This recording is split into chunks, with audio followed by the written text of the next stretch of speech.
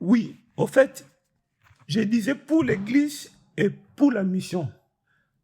Alors, le ministère est un appel, le ministère est une fonction, le ministère est une mission à laquelle Dieu vous accorde. C'est pour dire que lorsque Dieu vous appelle pour le ministère, Dieu vous accorde une mission.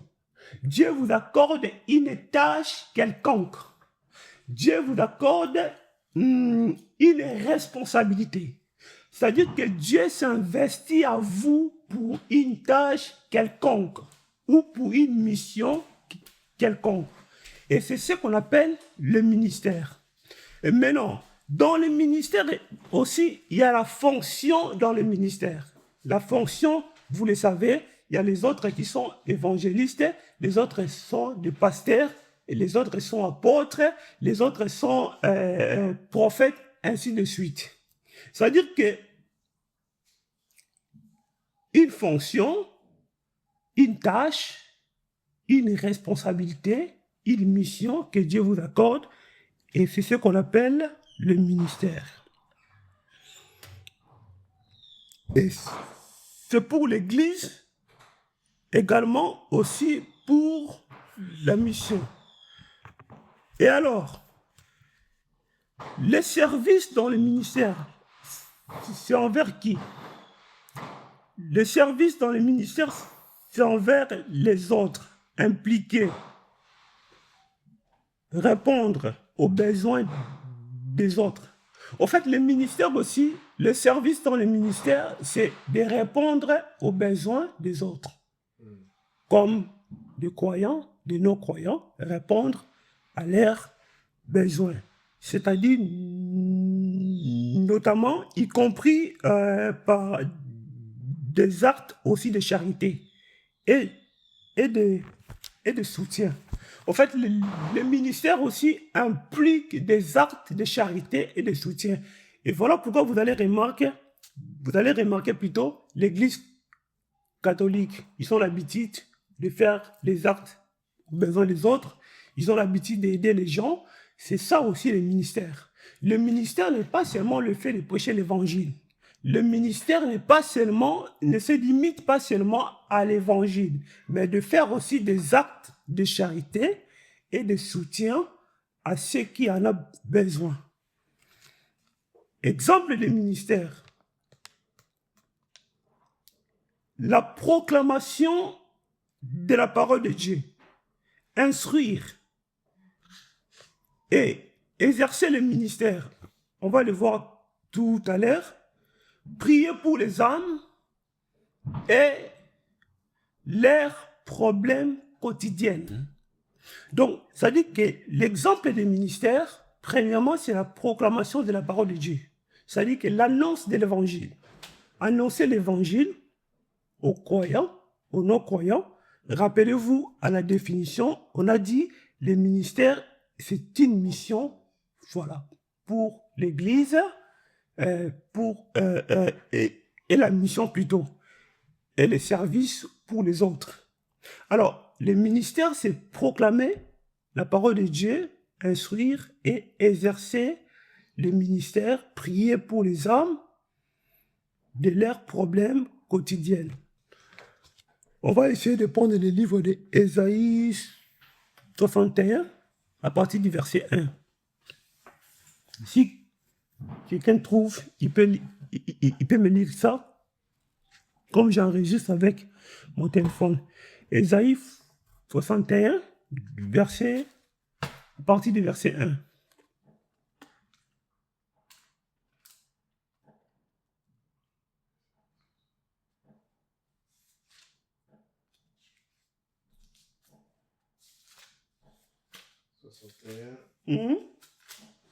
Le premier verset. Premier verset, oui. L'Esprit du Seigneur, l'Éternel est sur moi. Amen. L'Éternel m'a oint pour porter des bonnes nouvelles aux malheureux. Il m'a envoyé pour guérir ceux qui ont le cœur brisé, pour proclamer aux captifs la liberté et aux prisonniers la délivrance. Amen. Amen. Parole du Seigneur. Amen. Ici maintenant, on va aller doucement. de comprendre ces versets mot par mot. C'est très important. Alors, le verset d'Ésaïe 61 là, ce verset englobe le ministère. En fait, ce verset parle de la totalité de toutes les activités à... Je dois fermer. Ah bon? Yes or no? Pourquoi vérifier plutôt qu'en vise? Oui, en fait, je répète. En fait, le verset d'Ésaïe englobe tous les 4 points que je dois citer ici dans le ministère. Également aussi, ce verset d'Ésaïe parle du ministère dans sa totalité. Des versets d'Ésaïe. On va les comprendre. On commence maintenant. Si je peux encore relire les versets, la Bible dit « L'Esprit du Seigneur, l'Éternel, est sur moi, car l'Éternel m'a oint pour porter de bonnes nouvelles aux malheureux. » Ici, on attend quoi? Car l'Éternel m'a oint pour porter de bonnes nouvelles. Ici, on nous parle de l'Évangile.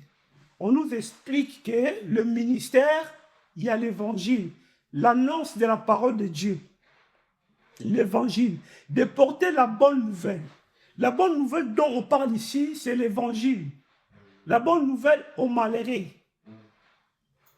Ce n'est pas fini. Ils m'ont envoyé pour guérir ceux qui ont les cœurs brisés, pour proclamer aux captifs la liberté et aux prisonniers la délivrance. Alors, ce verset déjà nous interpelle, ce verset déjà nous explique la totalité de ce qui est ministère.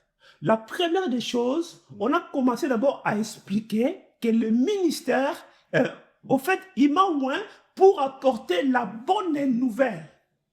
Ce qui veut dire l'évangile. Pour apporter l'évangile aux croyants, tout comme aux non-croyants. Maintenant, vous remarquerez, on a continué pour libérer des captifs, pour libérer des prisonniers, pour également la délivrance. Alors, ce verset englobe toutes les activités du ministère.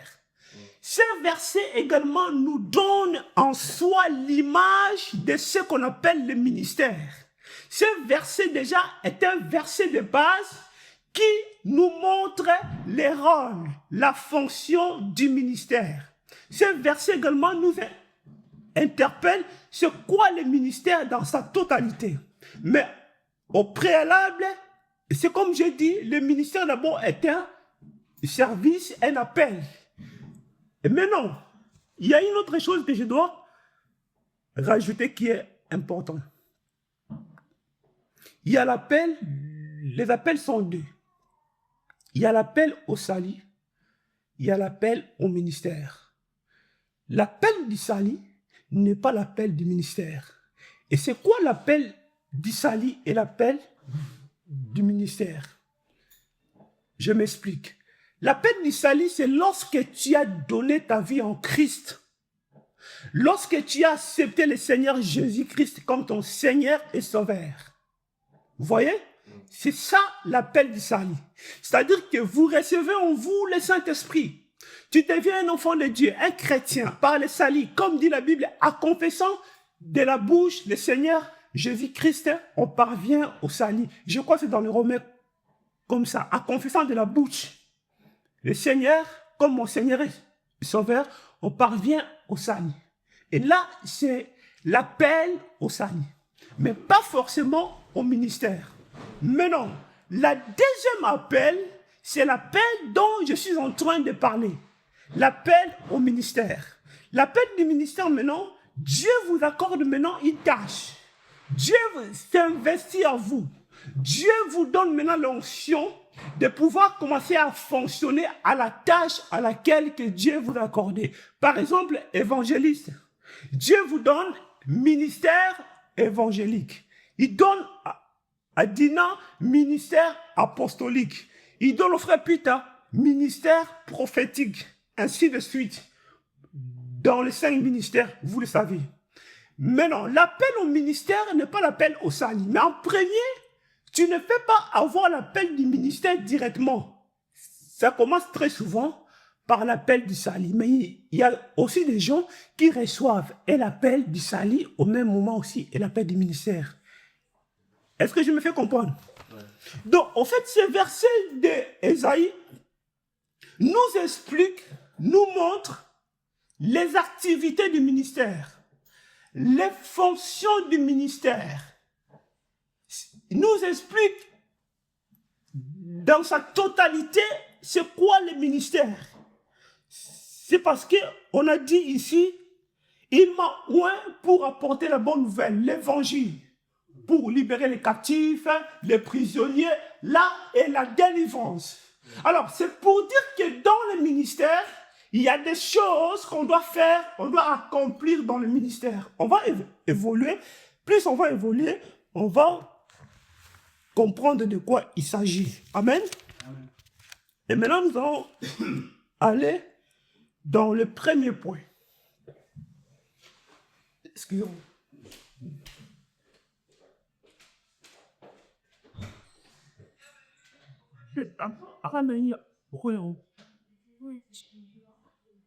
Okay.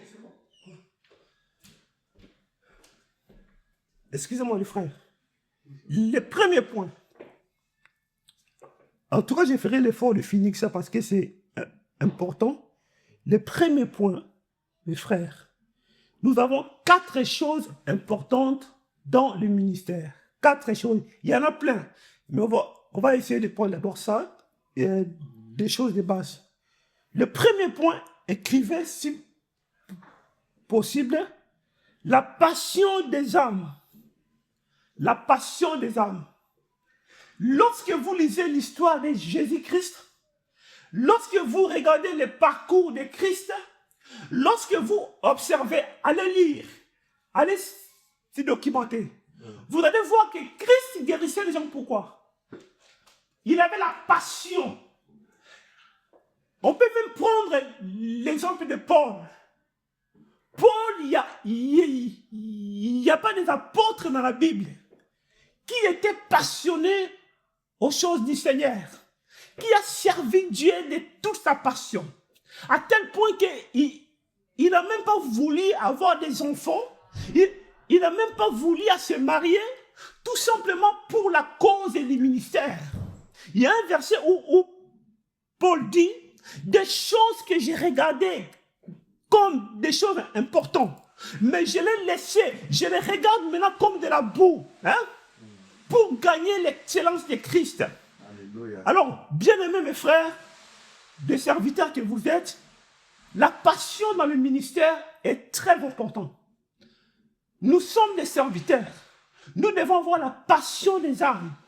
Je vais essayer d'expliquer doucement, expliquer la passion, c'est quoi dans le ministère.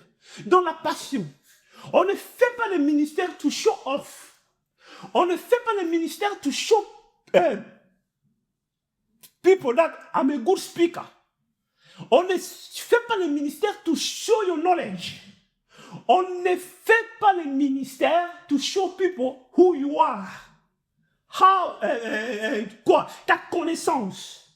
Le but du ministère n'est pas d'abord de faire voir aux gens ce que je suis. Le but du ministère n'est pas d'abord de faire voir aux gens la capacité de bagage que j'ai. Mais le but du ministère, c'est d'abord la passion du Christ, la passion des âmes, la passion aux personnes à laquelle nous apportons l'évangile. Et c'est ça le but du ministère.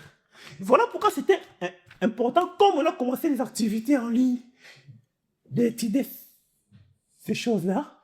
Et puis, ça va nous aider de faire le ministère, de comprendre ce que nous sommes en train de faire. Vous voyez? Parce qu'il y a des gens qui font le ministère par compétition. Il y a des gens qui font le ministère pour montrer leur intelligence. Il y a des gens qui font le ministère pour to show off. Il a la connaissance. C'est-à-dire qu'il fait le ministère avec plus d'orgueil. Il fait le ministère pour faire voir aux gens qu'il a la connaissance de Dieu. On ne fait pas le ministère pour épater les gens. Alors, l'objectif premier, c'est la passion dans le ministère. Lorsqu'on parle de la passion, on fait la liaison avec le cœur. Parce que la passion vient du cœur. Amen. On peut évoluer. Ils mettent ça ici. Hein? Donc c'est ça, mes frères, dans le Seigneur. Les serviteurs que vous êtes. Le peu de temps que j'ai fait avec les choses de Dieu, tout ce que j'ai appris au Congo, depuis l'âge de 16 ans, j'ai commencé les choses de Dieu. Le peu que j'ai appris, et même dans l'école de ministère, même à la théologie, voilà pourquoi je vous partage, ensemble avec moi et vous, mes frères, de comprendre ce que nous sommes en train de faire pour ne pas être dans la confusion. Et c'est comme je dis, la passion des âmes, frère Patrick, la passion des âmes, c'est comme le mardi, frère Patrick. La manière que tu parlais, tu sens l'amour de Dieu en toi, tu sens les soucis de faire comprendre les âmes de Dieu, les soucis de leur faire comprendre, en fait, la foi audacieuse. Tu sens les soucis, c'est ça. Trop de dérangement. En fait, c'est ça, le but, la passion. Mais non, tu dois mettre en tête, les serviteurs que nous sommes, nous devons mettre en tête, lorsque nous sommes en train de servir Dieu, Dieu tient compte de ça. Il y a une autre de servir Dieu. Il y a aussi une autre chose. Dieu regarde ton cœur. S'il y a la passion dans ton cœur, et le Seigneur va plus s'investir à toi parce qu'il voit dans ton cœur, tu as la passion. Alors, ne fais pas le ministère avec beaucoup d'orgueil. Ne compte pas d'abord avec tes capacités, avec tes compétences. Oui, nos compétences sont importantes. L'intelligence aussi dans le ministère, c'est une richesse. Je n'exclus pas ça. Hein? Parler des langues, maîtriser la langue dans le ministère, bien aimé. Si on n'avait pas appris à l'école, on ne saurait pas lire la Bible. Nous lisons la Bible en français, c'est parce que nous avons la base. Nous avons appris à l'école, nous avons appris des valeurs, nous étions au bas de l'école. L'intelligence là nous permet aussi à comprendre des choses que nous lisons. C'est pour dire que l'intelligence est très importante. L'intelligence a sa place. Mais ne mets pas en tête que c'est ça qui fera ton ministère. Ne mets pas en tête que c'est parce que je suis intelligent, c'est parce que je sais parler, c'est parce que j'ai des compétences, c'est parce que j'ai le master que je peux bien faire le ministère. Non. Parce qu'il y a des gens qui sont plus intelligents que nous, qui sont des athées, qui n'ont pas le Saint-Esprit, qui peut te décortiquer la parole et tu es étonné, mais il n'a pas le Saint-Esprit. Devant le ministère est une affaire spirituelle. Le ministère est une affaire du Saint-Esprit. Le ministère aussi, c'est la passion que tu dois avoir. Lisez la vie de Jésus-Christ. Il était passionné, Patrick, aux âmes. Tout ce que Christ a fait, c'était la passion aux âmes, Patrick. Donc, ça veut dire que lorsque tu prêches la parole, en ligne, bien-aimé, prêche la parole avec ton cœur, prêche la parole dans le souci des âmes, prêche la parole pour édifier. Ne prêche pas la parole pour commencer à conquérir les failles. Dina, ne prêche pas la parole pour commencer à conquérir Yves. Ne prêche pas la parole pour commencer à conquérir Frère Peter. On ne prêche pas la parole pour conquérir des gens. On prêche la parole pour la passion de Christ. On prêche la parole pour édifier des âmes à laquelle Dieu nous a donné. Donc, l'objectif, c'est ça. Amen. Amen. Et le deuxième point, écrivez les serviteurs. S'il vous plaît, écrivez ça. Moi, je vous prie d'écrire. En tout cas, je vais beaucoup parler. Supportez-moi. Je regrette beaucoup. Il a fallu que Frère Peter soit là et Frère Billy Mess. C'est pas grave. Comme on a enregistré, ils vont aussi avoir le temps de nous écouter. C'est pas grave. Et la deuxième chose, mes frères, mes serviteurs de Dieu que vous faites, c'est exercer le ministère. Et c'est quoi exercer le ministère? Excusez-moi d'abord. Avant de passer au deuxième point, lisez-moi Jérémie 20 à 9. Rapidement, Aïcha Dina, please. Tu peux lire ça rapidement? Jérémie 20, 9.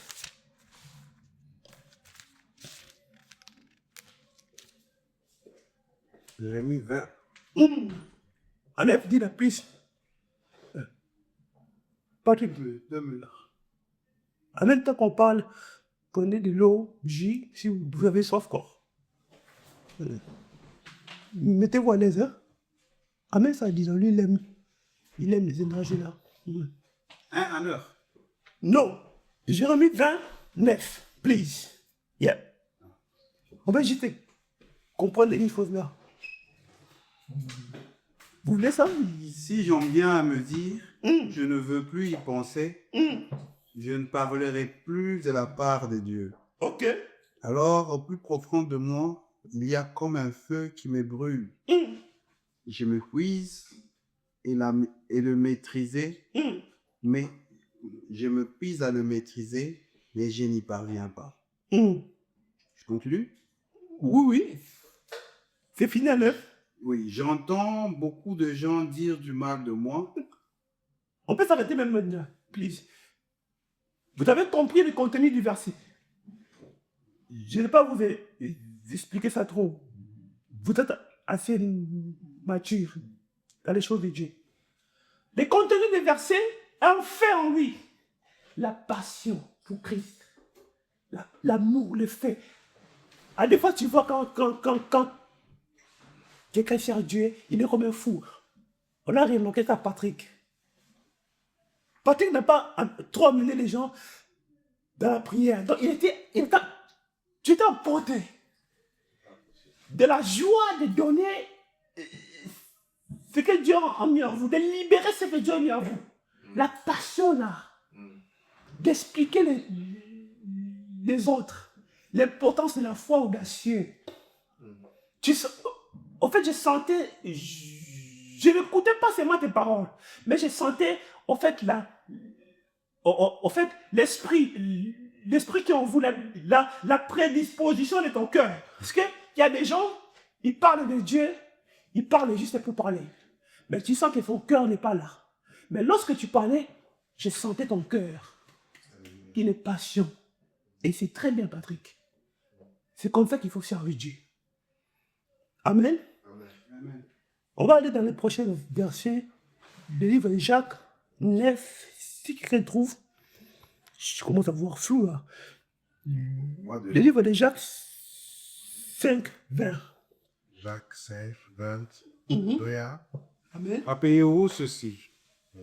Celui qui ramène un pécheur du chemin où il s'est égaré, le sauvera de la mort et obtiendra le pardon d'un grand nombre de péchés. Alléluia. Amen. Tout cela nous explique l'objectif de la passion lorsque nous servons Dieu. On a dit, celui qui ramène un pécheur, c'est ça l'objectif, la passion. La passion de servir Dieu. Évoluons, on a beaucoup de versets. Prenons le livre de Matthieu 18, à partir du verset, attends un peu là, du verset 11. Matthieu 18, verset 11. car le Fils de l'homme est venu sauver ceux qui étaient perdus. Qu'en pensez-vous? Amen. Supposons qu'un homme possède 100 moutons et est plein de s'égare. Amen. Ne va-t-il pas laisser les 99 autres sur la colline pour partir à la recherche de celui qui s'est égaré? Amen. Je vous l'affirme, s'il le trouve, il ressent plus de joie pour ce mouton que pour les 99 autres On peut s'arrêter là, qui ne frère. se sont pas égarés. Ok, merci beaucoup, frère.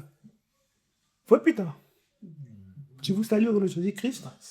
En fait, nous parlons du ministère et nous parlons de 4 choses importantes dans le ministère. Donc, c'est ce que nous parlons, quoi. Oui, vous voyez, on a dit dans ces versets, le Fils de l'homme est venu sauver qui? Ceux qui sont perdus. L'objectif du ministère.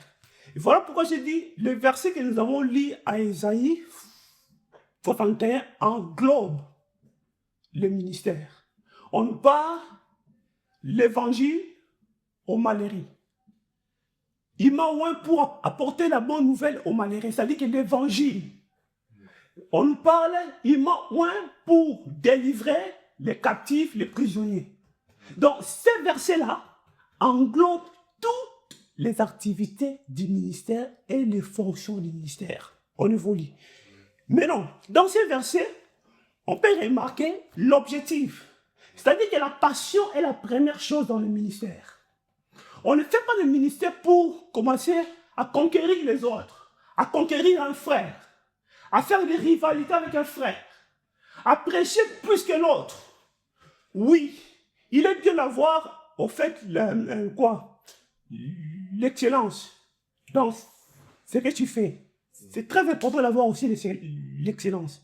Mais ton excellence ne doit pas être mal intentionnée. C'est-à-dire que tu ne fais pas à un esprit de rivalité ou à un esprit de conquérir l'autre. Ce n'est pas ça l'objectif du ministère. L'objectif du ministère, c'est la passion aux âmes, la passion aux personnes qui cherchent Dieu. Amen. Amen. Et nous allons maintenant dans la partie D, le point D. Exercer le ministère. Exercer le ministère. On va toujours revenir dans les versets d'Ésaïe 6:1, parce que le verset là est un verset principal qui englobe toutes les activités du ministère. Exercer le ministère. Exercer le ministère, c'est pour prier pour les âmes. Aussi prier pour leurs problèmes afin de trouver des solutions. Exercer le ministère aussi, également, il y a beaucoup de choses qu'on va essayer un peu de citer. Exercer le ministère. On va lire 2 Timothée 4:5. Si quelqu'un trouve, il peut nous lire ça. 2 Timothée 4, verset 5.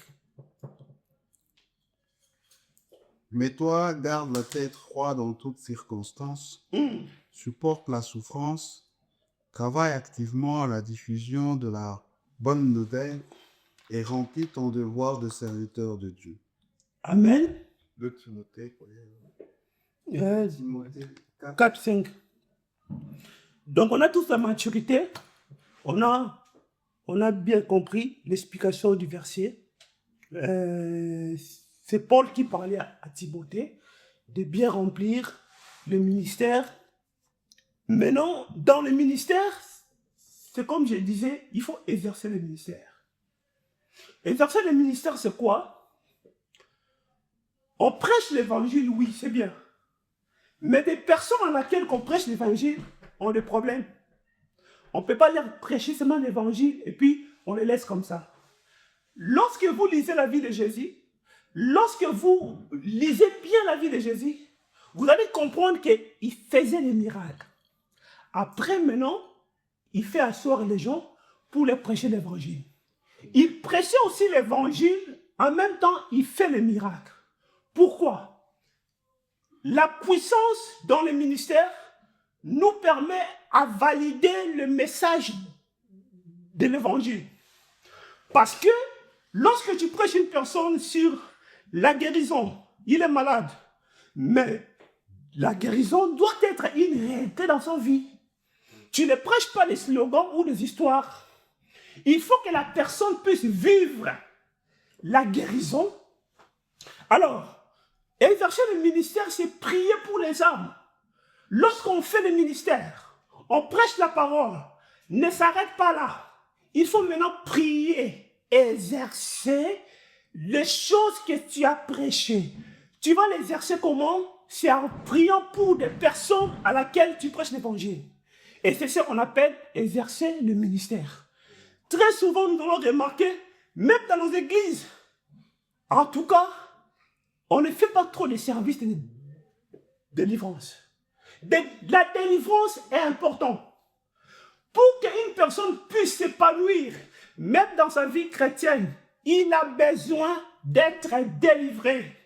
Parce que lorsque tu prêches la parole, un non délivré, oui, il a reçu la parole a touché, mais le travail n'est pas fini, il faut exercer le ministère. C'est-à-dire que Christ chassait les démons dans son parcours du ministère. Lui-même, Jésus, il est l'exemple du ministère qu'il a fait. Il chassait les démons, il guérissait les malades, il prêchait l'évangile en même temps. C'est pour dire qu'on annonce l'évangile. Mais non, des personnes à laquelle on a annoncé l'évangile, on ne se limite pas là. On doit maintenant exercer le ministère. Amen. On doit maintenant plutôt prier pour ces gens-là. Donc, et c'est ça le deuxième point, c'est-à-dire qu'exercer le ministère, c'est pour prier pour les âmes, prier pour des non-croyants ou croyants pour leurs problèmes afin de trouver des solutions. Et c'est ce qu'on appelle exercer le ministère. Mais très souvent, on va remarquer même dans nos kits, à nos églises respectives, vous allez remarquer les pasteurs, il y avait la louange, il y avait l'adoration, on prêche, mais peut-être qu'il y a une maman là-bas au coin, elle est malade. Elle va rentrer comme ça. Normalement, les pasteurs doivent prier pour les âmes tous les dimanches. Après des prédications, normalement, parce que tu ne sais pas les gens qui sont assis là, ils ont des problèmes. Il faut prier pour eux. Vous ne pouvez pas les laisser partir comme ça. Il y a des gens, même si vous le prêchez comment, quand son problème lui dérange, ça peut entrer là et puis ça sort là-bas. Donc ça dit que dans le ministère, il faut faire un travail de la totalité. Un travail complet. Le ministère s'exerce. Voilà pourquoi même les gens que nous dirigeons en ligne, il faut prier pour eux. Il faut prier pour eux. Amen. Amen. On va aller dans le troisième point. Le miracle, la puissance dans le ministère ou les surnaturels. Le miracle, la puissance dans le ministère ou les surnaturels. En fait, les surnaturels ou une puissance nous permet à valider le message de l'évangile. C'est comme j'ai dit. En fait, Dieu a donné la puissance, Dieu a donné l'onction. Pourquoi? Pour valider le message de l'évangile dont nous présentons au peuple ou aux non-croyants. Donc, la puissance dans le ministère est très importante. Mais la puissance, c'est Dieu qui la donne.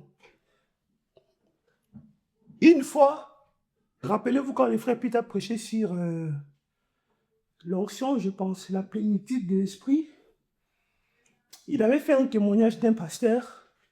Le pasteur l'a prêché, il dirigeait l'église, mais il n'avait pas la puissance. Et après, un jour, il voulait aller aux toilettes. Il a senti comme si, je ne sais pas si vous vous rappelez de l'histoire que Peter a donné qu'on le appelle. Ça dit que ne vous en faites pas.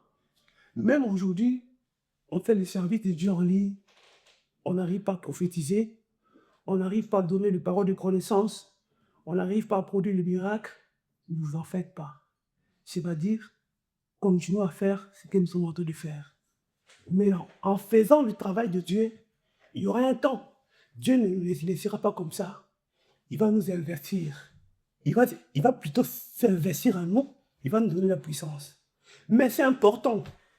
Le miracle, la puissance dans le ministère ou le surnaturel est très important. On peut lire le livre de Marc 16, verset 20.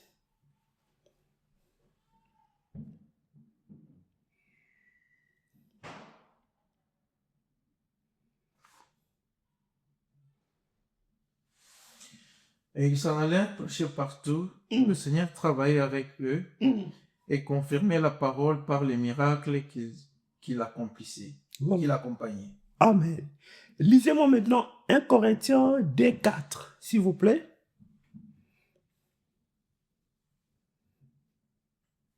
Et ma parole et ma prédication ne reposaient pas sur les discours persuasifs de la sagesse, mais sur une démonstration d'esprit et de puissance. Amen. Il a dit ici que l'évangile ne consiste pas seulement en parole, mais par la puissance. Voilà pourquoi il faut toujours continuer à désirer ça, à demander ça. Mais une chose qu'on doit aussi mettre en tête, il ne faut pas avoir les doutes. Si nous attendons un frère de la cellule dit que le Seigneur m'a parlé, croyons à ça. Parce que c'est quand nous désirons ça, nous croyons à ça, nous croyons que ces choses-là, réellement, ça existe. L'Esprit de Dieu parle, l'Esprit de Dieu peut révéler des choses qui sont cachées. Quand on commence à croire à ça, à désirer ça, à avoir l'envie de faire le ministère avec la puissance, bien aimé, Dieu nous accordera ça un jour. Et même si ça traîne, un jour, il nous accordera ça. Parce que la puissance aussi, le surnaturel aussi, c'est bien parce que ça permet à bien faire le ministère. Amen. Amen.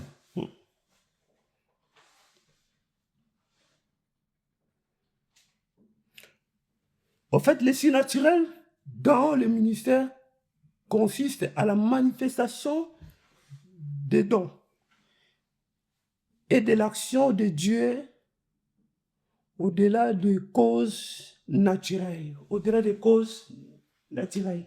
Donc, bien aimé, nous devons continuer à désirer la puissance. Nous devons continuer à désirer que Dieu puisse nous donner des capacités surnaturelles. Et puis des dons spirituels. Et que les dons spirituels puissent se manifester. Amen. Amen. Et le dernier point, les caractères. Le dernier point, numéro 4, c'est les caractères. Les caractères dans le ministère est très important. Les caractères dans le ministère. Et les caractères ici, ça englobe beaucoup de choses. Je crois dans le livre de Timothée, c'est Timothée, on explique au fait la manière à laquelle un évêque doit se comporter, sa maison, sa famille. On n'a pas besoin de le lire. On explique les caractères d'un serviteur de Dieu.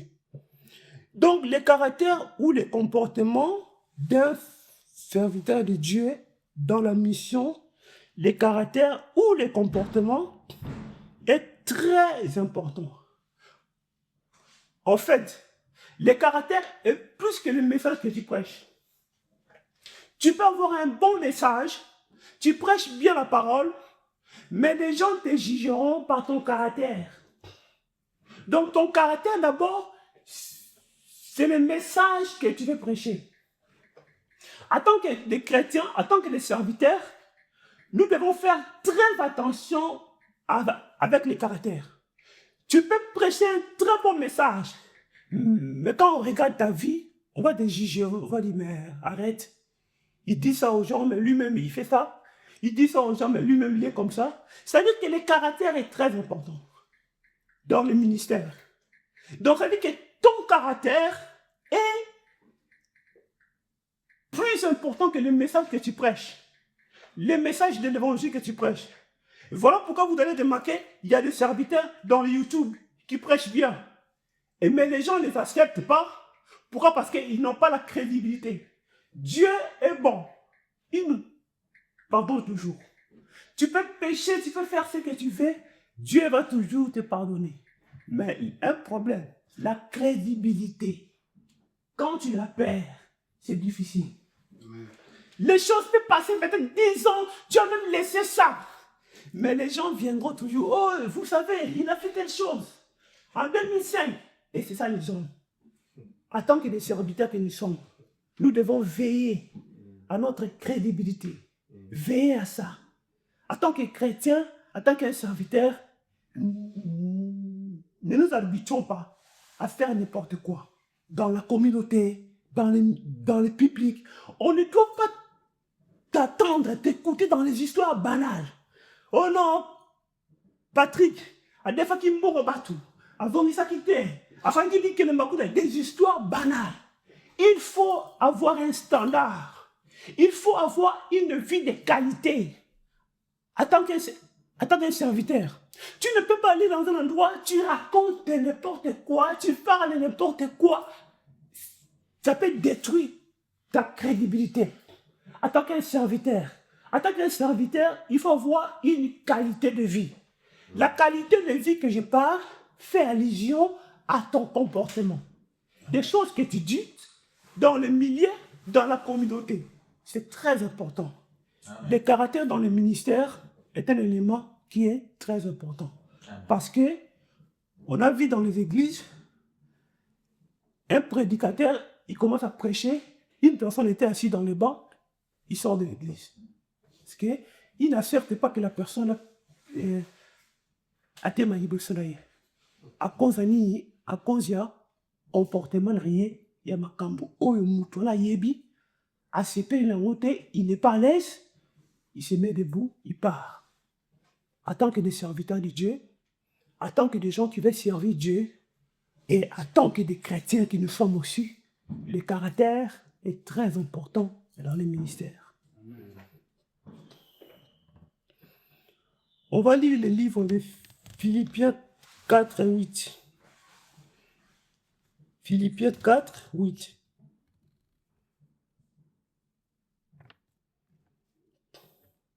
Agile Gate, designed for On peut lire, s'il vous plaît, Philippiens 4, verset 8. Enfin, frères, portez votre attention sur tout ce qui est bon et digne de louange, sur tout ce qui est vrai, respectable, juste, pur, agréable et honorable. Respectable, honorable, au fait de bonnes choses, une très bonne image aussi, et de bons témoignages, en tant que serviteur. Et la crédibilité, c'est comme j'ai dit, il y a des choses, il faut éviter ça. Il faut éviter parce que, au cours ça, du Cameroun, au Sénégal, ils n'ont pas dit ça.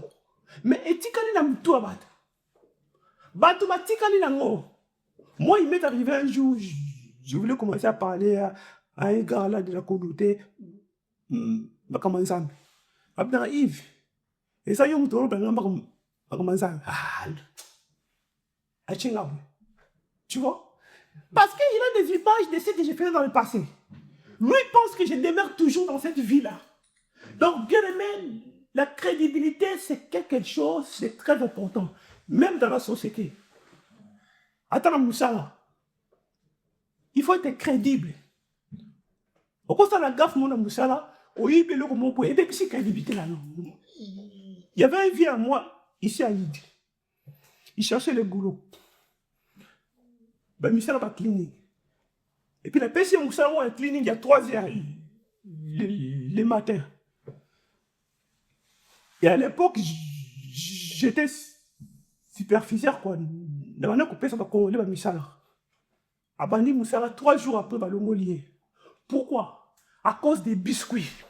Vous voyez dans les bureaux, comme on met des biscuits, bah, ministère, bah, tchaka, au moins le bureau, na yé, hein, acheter biscuit, acheter moi, jus, acheter bureau, na yé.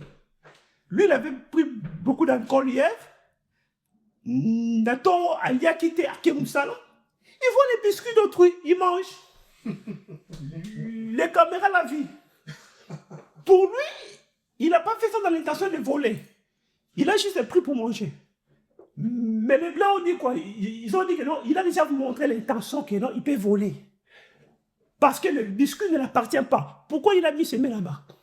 Donc, en tant que des serviteurs, il faut éviter, même dans la société, bah, comportement, monsieur. Aux hommes mariés, aux hommes sales boyé. Tu continues à draguer les femmes, tu fais l'hypocrisie. Les gens vont te discriminer dans les ministères. Même si tu prêches bien comment, les gens vont te discriminer. C'est comme un prophète qui habitait ici chez moi. Il prêche bien.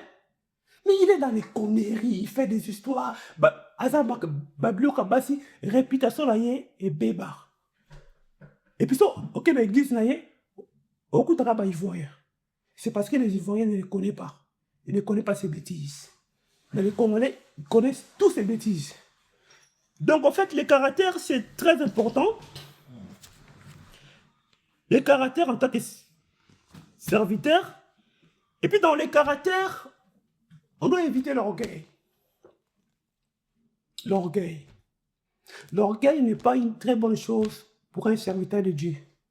On ne sert pas Dieu pour rivaliser les gens. C'est comme j'ai dit au début. On ne sert pas Dieu pour dépasser Patrick. L'objectif, ce n'est pas ça. On ne sert pas Dieu pour te faire le meilleur prédicateur. Non. On ne sert pas Dieu pour impressionner les gens. Non.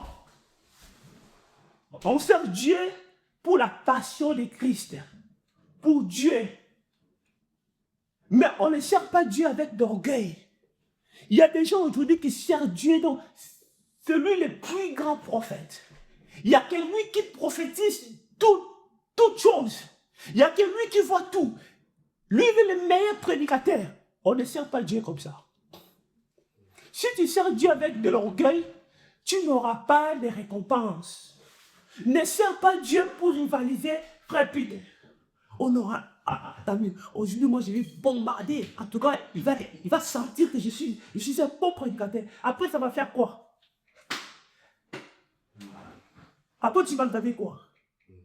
Et une autre chose, ici, je ferme la parenthèse. Nous parlons de ministère. Chaque ministère a eu des tâches. Chacun a sa fonction dans le ministère. Même dans le message que Dieu nous donne, Dieu peut te donner plus de lumière. Dans le message, il ne nous donne pas,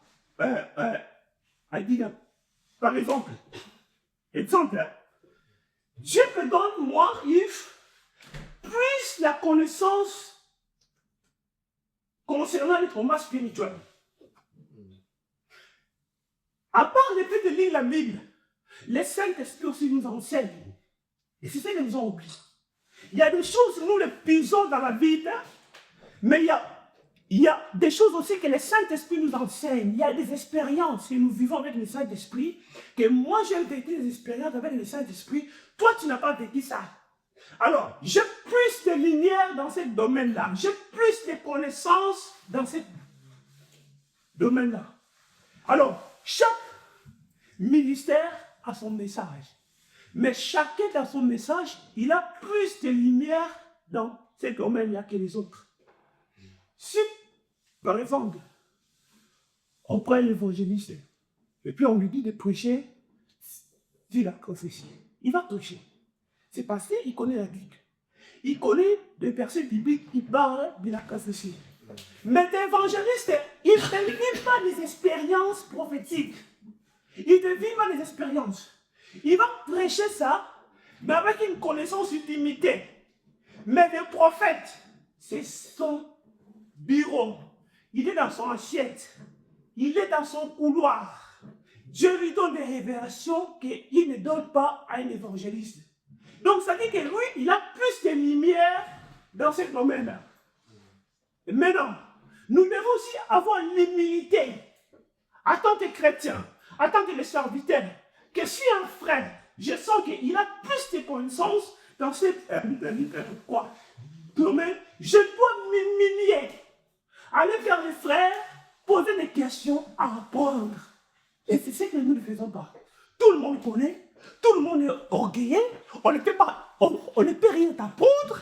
Il n'y a que toi, quand tu parles, tes arguments qu'on doit respecter. Non. Personne connaît tout à la fois. Dieu ne peut pas te donner tout par grippe, il te donne tout. Non. Il va donner une partie au frère Peter, il va donner une partie à Dina, une partie à moi. Dans le domaine où Dieu n'inspire plus, si toi tu n'as pas fait de ta naissance, ou tu ne comprends pas, viens vers moi, pose-moi des questions. Mais très souvent, on n'a pas cette humilité-là. Alors, parmi les caractères, l'orgueil. L'orgueil amène à la chute dans le ministère. Quand tu fais les choses de Dieu, ne sois pas orgueilleux. Ne sois pas prétentieux. Ne montrez pas aux gens que tu connais tout. Non. Ayons l'humilité d'accepter. En tout cas, oui. Le frère, il est fort dans ça. Si tu ne comprends pas son message, ou tu ne comprends pas, approche ton frère. Parle du frère. Le message que tu as prêché là. Mais moi, je vois le contexte dans lequel tu as dit des choses, mais ici, la Bible me montre autre chose. Mais souvent, les chrétiens, on n'a pas cette humilité. Tu vas critiquer ton frère. Peut-être que tu ne comprends pas le message de l'autre. Tu penses que tu comprends parce que tu es sûr de toi. Tu es sûr de ton intelligence. C'est de l'orgueil. Quand quelqu'un a l'excès d'être sûr de lui, est une forme d'orgueil. À des fois, il faut avoir de l'humilité d'apprendre aux autres. Et ça leur ennemi. Mais très souvent, des gens qui ont l'orgueil ont du mal à céder d'apprendre. Les gens qui ont l'orgueil ont du mal à céder l'autorité. Lui, on ne peut pas lui diriger. Lui, on ne peut pas lui dire des choses. Il y a des lui qui va lui dire des choses. Un jour, tu seras dans le ministère. Tu verras aussi les gens vont se comporter de la même manière. Même auprès de nos pasteurs, nous devons avoir l'humilité. Dieu peut te faire grâce, tu prêches bien de ton pasteur. Mais par rapport à sa position d'autorité, tu dois être humble, lui respecter. Il y a des fils spirituels qui prêchent dès leur pasteur. Tu vois, on peut te donner le micro. Tu prêches bien que ton pasteur. Vous voyez. Mais cela ne puisse pas te donner au fait qu'il y a grosse tête. D'ailleurs, je prêche bien que lui. Et c'est ce qui a provoqué beaucoup de divisions dans les comme ça. Manque de dignité. Il n'y a pas à terre dans le ministère. Vous voyez, dignité. Tu prêches bien que ton pasteur, mais sa position d'autorité fait que je me soumets à son autorité. Et Dieu aime ça. C'est très important. En fait, l'orgueil n'est pas une bonne chose dans les ministères. Nous devons éviter l'esprit de compétition. Évitons les complexes de supériorité. Il y a des gens qui ont un complexe de supériorité. Il est complexé juste d'écraser. Donc lui, connaît l'autre. Lui, on ne peut pas l'apprendre. Non, mais c'est pas possible. Lui ne peut pas écouter les arguments des gens. Donc lui, il connaît tout. Non, bien-aimé. Non. Tout cela, c'est une forme d'orgueil. Et l'orgueil amène à la chute dans le ministère. Dieu n'utilise pas les orgueilleux. Quand Dieu voit ton cœur, tu es orgueilleux. Dieu ne va pas l'utiliser puissamment. C'est parce que tu fais des choses tout show off. Tu fais des choses pour impressionner. Tu fais des choses pour montrer que le meilleur prédicateur. Dieu n'aime pas ça. Nous devons quitter de l'orgueil. S'il y a des choses que tu sens que je peux apprendre chez Dina, il faut aller l'apprendre. Et les histoires de Dieu n'est pas question que lui, il a fait 30 ans dans le ministère. Tu peux faire 30 ans, mais Dieu lui donne plus que toi. Donc nous devons avoir l'humilité dans les ministères, et même à l'église, quand on vous a prêché, vous prêchez bien. Il ne faut pas faire trop de zèle. Sois un humble. Parce que c'est la grâce que Dieu t'a fait pour commencer à bénir les autres. Ne fais pas ça. Mais les chrétiens aujourd'hui, ils vivent dans les rivalités. Même dans les églises, il y a trop de rivalités. Tu verras que quand le frère Peter prêche, et l'autre frère, il va aussi vouloir s'ébrouter. Et vous faites quoi alors? Et le but, c'est quoi? Et l'objectif, c'est quoi? L'objectif, c'est pas ça. Donc, bien aimé, évitons l'orgueil. Évitons un esprit de conquête de supériorité. Il y a des gens qui sont comme ça. Ils souffrent d'un complexe de supériorité. Donc lui, il souffre dans son cœur. Celui qui va diriger, celui qui va être à la guerre, celui... À des fois dans la vie, il faut accepter de te faire effacer. Tu as la connaissance, tu prêches bien, mais tu vas dans un milieu où tu fais comme si tu ne connais rien. Tu te taises. Tu fais semblant comme si tu ne connais rien. Mais tu es dynamique, tu as des choses que tu peux bombarder, mais tu fais comme si tu ne connais rien. C'est aussi un acte de l'humilité. Amen. Amen. J'ai beaucoup parlé aujourd'hui. C'était important. C'est comme j'ai expliqué au début, frère Peter. En fait, l'objectif de ces enseignements, c'est parce que Dieu nous a fait grâce en ligne. Et voilà pourquoi on doit quand même essayer de partager de petits secrets pour le ministère. Il y a beaucoup de choses. Il y a aussi l'éthique du ministère. Si Dieu permet, peut-être la semaine prochaine, on peut également discuter de l'éthique. Et maintenant, je vais terminer par un verset. La récompense maintenant des quand on sert Dieu. La récompense, c'est La récompense que nous recevons, c'est quand on sert Dieu dans le ministère. Vous savez, quand tu sers Dieu, bien-aimé, Dieu ne t'abandonnera jamais. Surtout les prédicateurs, surtout les personnes qui prêchent l'évangile à l'église. Bien-aimé, quand tu sers Dieu, écoutez-moi très bien, Dieu ne t'abandonnera jamais. Et même si tu fais protocole à l'église, et même si tu fais la modération, Dieu peut commencer à écarter certaines choses qui dérangent ta vie, tout simplement parce que tu tiens le micro, tu fais la modération. Dieu fait du bien, beaucoup du bien aux personnes qui le servent. Dieu fait beaucoup de bien. On va essayer de terminer dans ces versets. Et les versets, c'est dans le livre de Daniel 12 à 13. Si quelqu'un trouve, il peut lire ça. La récompense spirituelle. Et rappelez-vous, la Bible dit, si une personne... Daniel chapitre 12, 3. 12, à partir du verset 3. Ceux qui auront été intelligents brilleront comme la splendeur du ciel, et ceux qui auront enseigné la justice à la multitude brilleront comme les étoiles à toujours et à perpétuité. Amen. Vous voyez la récompense? On a dit, les autres vont resplendir comme le ciel. Resplendir, c'est beau. Mais on a dit, les autres vont briller comme des étoiles. La récompense, dans le ciel, Dieu va nous récompenser par la quantité de lumière que nous aurons dans les corps. C'est comme les militaires, quand ils vont en guerre. Hein? Azur victoire. Au moins, mon père, ça va péter. Bangal le matin. Mais non, on a dit pour ceux qui ont enseigné, qui ont prêché l'évangile, brilleront comme des étoiles. Ce qui veut dire que dans le royaume de Dieu, tous là, on n'aura pas tous le même niveau de brillance. Il y aura des gens qui vont resplendir comme le ciel, mais il y aura des gens qui vont briller comme les étoiles. Ils auront plus de lumière dans leur corps. C'est-à-dire que leur corps angélique va plus briller. C'est-à-dire que les œuvres qu'ils ont faites sur la terre. Et c'est ça la conclusion de mon message. Quand on fait le ministère, par toutes ces choses que j'ai citées.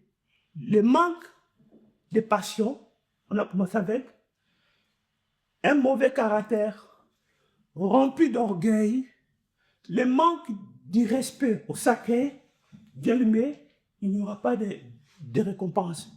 Et ton ministère ne sera pas puissant. En fait, tu seras un homme de discours, un homme qui fait des discours. Il fait bien les discours, mais la puissance de Dieu n'agira pas sur toi. Parce que Dieu utilise des humbles. Amen. Amen. Le ministère travaille dans l'unité. C'est comme nous sommes là, dans l'unité. L'unité de la foi, l'unité aussi de l'amour, uniformisée dans la connaissance. Donc, nous devons être unis. Nous devons avoir l'amour. Et maintenant, pour terminer, ici, j'ai fait une parenthèse. En fait, c'est tout simplement nous donner un petit conseil par rapport à ce que nous sommes en train de faire en ligne. Par rapport à tous ces messages que je viens de parler. Je crois que félicitations. Tu as fait un bon travail, un travail remarquable. Tout le monde a apprécié et que Dieu soit loué. Une autre chose que je peux ajouter, je crois que les autres aussi vont passer. Il y aura les tours de Dina, Papa Peter, ainsi de suite, parce qu'on travaille en collège, on travaille ensemble. Alors, on commence déjà à avoir 31 personnes. En tout cas, c'est beaucoup. En tout cas, c'est toute une église. C'est toute une église. Et puis, je sais qu'on va déborder. On va déborder parce que la qualité de ce qu'on fait, ça attire les gens aussi. Et puis, la grâce de Dieu que nous avons, ça attire les gens. Mais en tant qu'un groupe, en tant que des frères en Christ, en tant que des serviteurs de Dieu, nous sommes des humains aussi. À des fois, nos émotions peuvent jouer aussi. Mais moi, il faut que je fasse mieux. Nos émotions peuvent jouer. Il ne faut pas être hypocrite. Maintenant, ici, je vais dire ça pourquoi? Pour que nous puissions faire un effort d'être vraiment ensemble dans le vrai amour. De montrer vraiment un vrai amour. Et de nous supporter les uns les autres. Et maintenant, les services que nous sommes en train de faire au deal, c'est pour les âmes. Pour édifier les autres, prier pour eux, les enseigner. Dieu nous a ouvert une porte. Si Dieu va nous amener loin, lui-même c'est là où il peut pas nous amener. Mais ce que j'aimerais dire, évitons, s'il vous plaît. Par exemple, si le frère Peter, il passe, il donne les enseignements. Le jour où le frère Dina va passer, prêche ton message. Prêche ce que le Saint-Esprit t'inspire. Ne viens pas faire le meilleur prédicateur. De faire quoi? De venir renverser tout ce que le frère Peter avait prêché, ou de venir par ton message, tu commences à faire comme si tu commences à contredire un peu ce qu'a prêché le frère Peter. Les gens qui nous suivent ne sont pas bêtes, ils sont véridiques. S'ils comprennent ça, il faut dire, mais les frères là, ils sont dans la confusion. Lui, quand il a prêché, il a dit ça. Mais le jour là, quand l'autre là a prêché, il avait dit ça. Si par exemple, que frère Yves, il est y compris par le message de frère Pipa, en tant que chrétien, je ne dois pas attendre que des jours qu'on va me passer la parole, et puis je commence à dire des bêtises, commencer à renverser, c'est-à-dire le frère Pipa. En tant que chrétien, l'attitude que je devais avoir, je vais appeler Papa plus tard.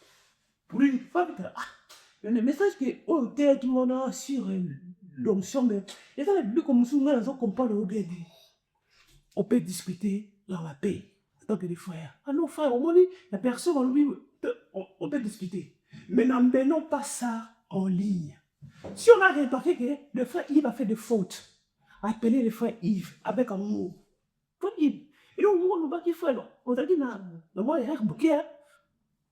Et puis quand on te reproche, ne compte pas ça comme si on t'a énervé.